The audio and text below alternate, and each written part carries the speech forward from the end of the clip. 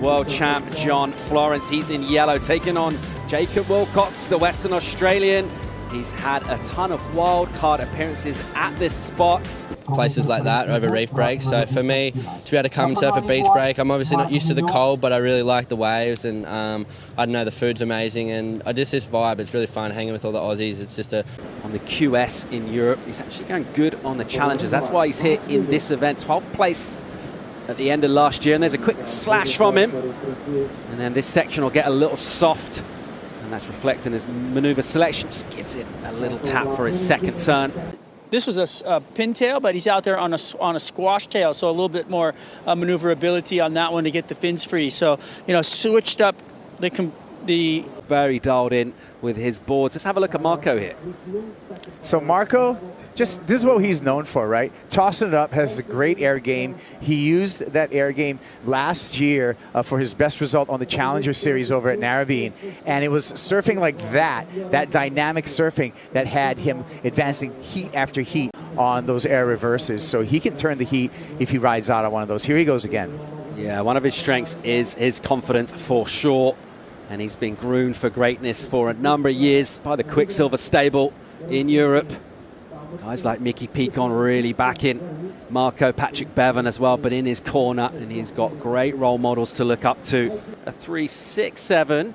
Here's another look at that left from Marco. So we're still waiting for this score as we break down. That's going to cost him a little bit of a rail catch. You can see he's kind of fighting against the wave that whole time. But remember, he only has a fractional score to improve upon. Again, you can see that caught up there, stuck on the heels, and just good to kind of force that second turn there. But that is an example of a surfer really like to some catchy rails. Again, with J.Willcox there. And that was a twofer for this. He's 31 years old. He's in the apex of his career. And here he goes. All right, live action from John. Quick slash from the tail, and he'll build up some speed here. Once he got on the inside, he is looking at dealing with a little bit of wobble through the lip. The wave disappears. He covers a lot of ground. In that, if he was just a little easier on that first turn, he could have got 2 turns in. J.Florence, nice short radius snap here, but now John, he's just searching, looking for something. Where is it? Searching. No ramp, nothing's going on, and then he just loses all of that momentum, and that doesn't get a completion. Willcox loads up backhand, nice and vertical and whippy. Just kind of forced the issue there. Doesn't go for a final turn, which is probably a good call at that weird left white water coming at him. Rotated very quickly but landed too high. Right here for J.Willcox, overcooks this first turn. Now he's caught on his heels, and that gave him no opportunity. If things stay low scoring, come down really to completing these turns. Here's M.Mignot swinging into action. Nice turn from him, and again dealing with that inside, and it's wobbly, and he gets the rotation, but he doesn't get it landed. 3 rides. We're going through some replays right here. We're going to start with Marco. This is a sharp first short radius turn, but this is just going to be a throwaway. Looking for an air, wants an exclamation mark, but that's just a throwaway. Talked about that and what this wave can do, and it does get some bumps on the face. What happened? Let's see why John's frustrated. He came up out of this wave frustrated, tosses it up there, and was not able to make it and go complete. So we saw him coming out of the water in live action, frustrated at the fall here. And this would have turned the heat for John, no doubt at all. Just needs a 3-point ride. We've got a little backwash coming out the shore break into the face of the wave where they're landing. There's a nice slash with a bit of authority and speed. Searching for a score is Willcox on the forehand now. And a relatively conservative finish, but it's a completion from him. It's 3 quick turns. Didn't really unleash the beast particularly. And here we go, Jacob on the left. You can see a little twitch off the bottom to adjust his speed. Gets a nice carve. And then just taking it easy. So Willcox realizing probably halfway through that wave. As Willcox gets the number, it's 4.57. It's his high. It's the highest of the heat. Here's a tube. He's in it. And he gets one good pump.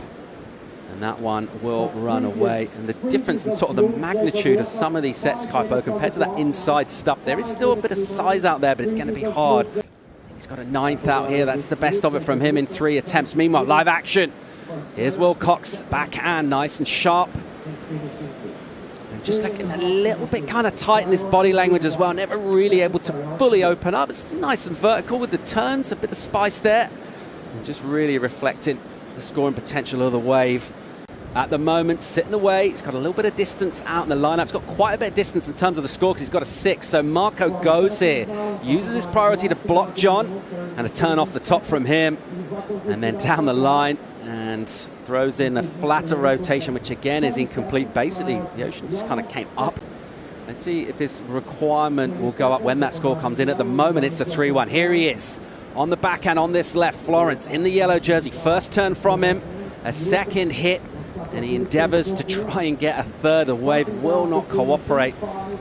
The way that final section unfolded kind of summed up the way can hit from him. I mean, everything he does looks good. Let's get another look here, Kaipo. So here we got another look at this. So that's the money turn right there. And he gets up again. So the second time I see that, I feel like, you know, he's forcing the issue. The first turn was great. Look, we'll have another look at this here.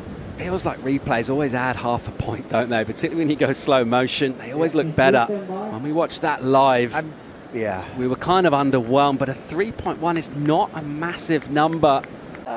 And J.Florence goes through with J.Willcox. We'll see Marco in the elimination rounds. And it's a dramatic finish to a relatively low scoring heat. Opening day here in Portugal, still some fun waves out in the water.